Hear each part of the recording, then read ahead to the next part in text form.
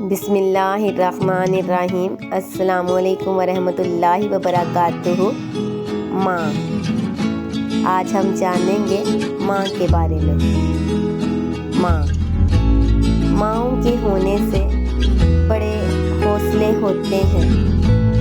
कुछ भी कर लें, बस मुस्कुरा कर देख लें तो जीने की वजह मिल जाती है। तो आइए आज अल्लाह रब्बुल इज़्ज़त से मिलकर दुआ करते हैं, अल्लाह पाक हम सब की माँओं को सेहत और तंदुरुस्ती वाली लंबी ज़िंदगी दे, उनको हमेशा खुश रखे और उनकी हर परेशानी को दूर कर दे। आमीन।